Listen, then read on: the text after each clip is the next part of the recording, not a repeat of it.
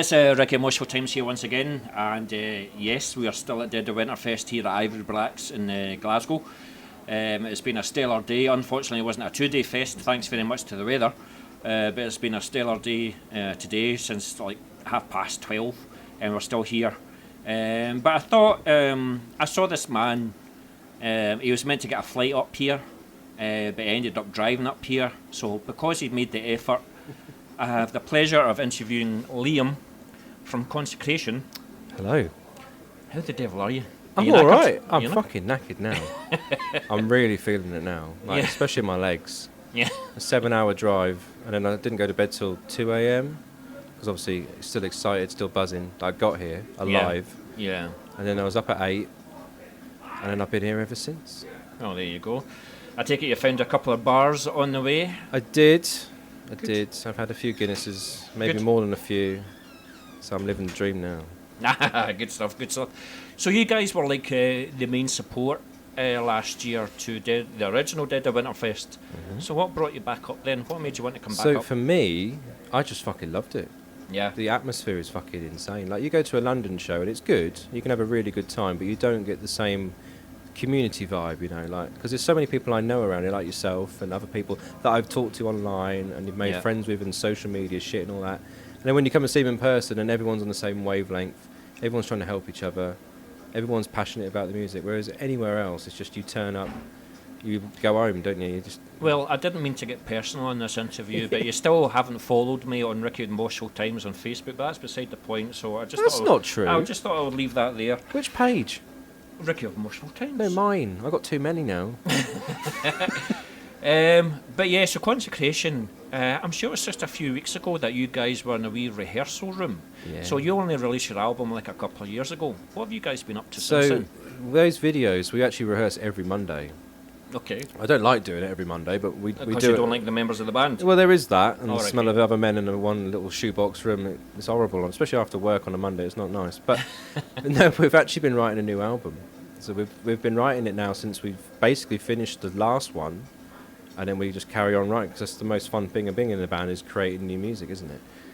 Bar live shows, obviously. But like, so yeah, we've wrote a whole new album. It's today actually. Now talking to you now, the drums are actually being officially recorded for the new album. Is this the fourth take or the fifth take? What do you mean by that? The What is drums. it? No, this is the first. It's a full day of recording for the Full- whole album. Okay. All right, okay. We don't fuck about. We're poor, so you can't spend months like a fucking proper band. But Yeah. yeah, and then in March we then go and do the whole hog at Priory Studios in Birmingham with Greg Chandler, if you know that name. Yeah. Oh, Christ, I. Yeah. So Esoteric, obviously a massive influence on us. Yeah. And because he's put out so many fucking good albums, I thought, you know, he's the only person that could really kind of make us step up, Yeah. you know, and then hopefully go on to bigger, better things. Because this year is our 15th year as a band.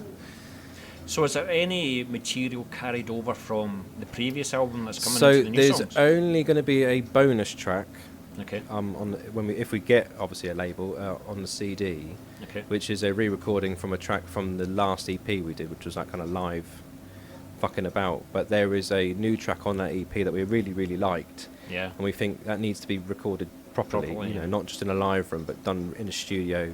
And so we're going to do that. But all these songs are all brand new, completely different vibe to the last album. Well, you just started off with that. My next question: what would you say is the sort of differences from what you're doing now to the previous So album? this then? one is more emphasis on groove Good. and headbanging, like, Good. and keeping the songs concise and to the point. You know, no flowery 5-minute riffs that go on and on and on, and then So you you're build saying the it. songs are quite a bit shorter then? A tiny bit shorter, yeah, because we were conscious from the last one because it ended up being a double album. And we had to take songs off the LP because the label couldn't afford to put it out as a double album, which kind of pissed us off a lot. So we Yeah. don't want to make that mistake again. And obviously, labels can't afford double albums a lot, you know. So I get why it happened. So we made sure this time there's no excuse. Yeah. It's yeah. all on one product. You get the whole thing, and then no one will come to me saying, "Why did you do that?" Because that's always a question I have to answer. Yeah, And it's just yeah. like it was forced on me. It wasn't my choice. Like, Yeah. So, are you just concentrating on recording the new material, or do you have one or two gigs in the pipeline? So no as well? gigs are lined up so far. We have been approached by, I think, a PR company in Manchester, Okay. to try and play some shows this year, which we've never played before in Manchester. We've only gone up to Is here. it 0161? James Bennett? I don't know. All right, Dan, well- Dan normally does all the kind of Facebook stuff. I think it's through Facebook. So I do the Instagram, he does the Facebook. So we kind of then meet in the middles. But yeah, nothing in line yet. It's just more just been writing the album, making sure we can actually all play it. Because that's another thing when you get to the studio. Was that you giving a subtle dig to everybody else in the No, band? more myself. Like Yourself? over the years, when I do albums, I then look at the other guitarists and go, "That's what you're doing." Shit, I haven't been doing that. So it's a big thing Yeah. this time round, making sure we're really, really on it. And Good. then, yeah. But one of the things I'm jealous of you is the size of your YouTube channel, Death Doom I Metalhead. wouldn't say it's that big. Well, it's considerably bigger than mine. And just the YouTube channel, I might add. I'm not bragging.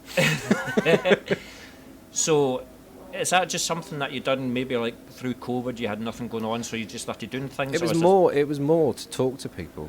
'Cause Yeah. during lockdown, obviously, we all were like stuck indoors, and like I'm a massive nerd when it comes to music, but I don't know anyone in my social circle that is as passionate about it as I am. Like some of the guys in the band are obviously fans of music, but they couldn't give a shit about new bands. They're still with the Yeah. Bolt Throwers. They're still with Morbid Angels. You know, they don't like new stuff. Whereas I'm always want to explore, and you know. So when I saw people doing it on YouTube, I thought, oh, that'd be really cool. Yeah. I didn't like doing it, and I still don't like doing it because, I mean, I don't know about you, but talking to yourself in front of a camera, then editing yourself in front of a camera, and then it's horrible. But yeah, I mean, people then started taking it on board and like sending me albums to review and stuff like that, and I thought, oh, okay. So I take it quite seriously now, and I'm Absolutely. quite proud of it now. Yeah. I mean, I think it's hilarious that I have that kind of following, but yeah, it's just one of those things. I'm really, really proud of it and really grateful for anyone that watches my fucking mug and listens, you know, and then checks out the band. You know, like yourself, I've checked out quite a few of your recommendations. It's just something you do, you know. I love it when people I do a lot of recommendations, like every Thursday. If you listen to it every Thursday, you See, would know. that's my gym night. When you do those live streams, I always miss them because I'm always out of the house. You need to get your family life sorted, I mate. say, I'm on a tight leash, I am. I don't. So you're up here by yourself, yeah, all the way from Norwich? Yeah, all by Tight myself. leash you're on, yeah. Yeah. Well, it's a birthday present to myself. Was it? Yeah, I turned 36 in a couple of weeks, and I thought I really want to go out and have a proper weekend away without anyone, like just doing my own thing, you know. That's it. And it all went a bit tits up, but I still got here in the end. But Absolutely. yeah, Well, I think you can hear, ladies and gentlemen, the racket's going on upstairs. yes. Tenebro are headlining, and I think they've just started their set. So I wish the best for Consecration. You know exactly where to send the material to, maybe like a week or two before its official release. You can give me a wee exclusive. You'll be getting something, don't worry. Get It's you- already in the pipeline, don't you There worry. you Something. go. You might even see your name in some pieces of paper when it comes out. So. This is the best band in the world. But yeah, just let's do it, and it's been an absolute Yeah, pleasure you're a fucking catching up legend, with you mate. this I time. appreciate you. Cheers, buddy. Take care. Take care, mate. Cheers, All right. man.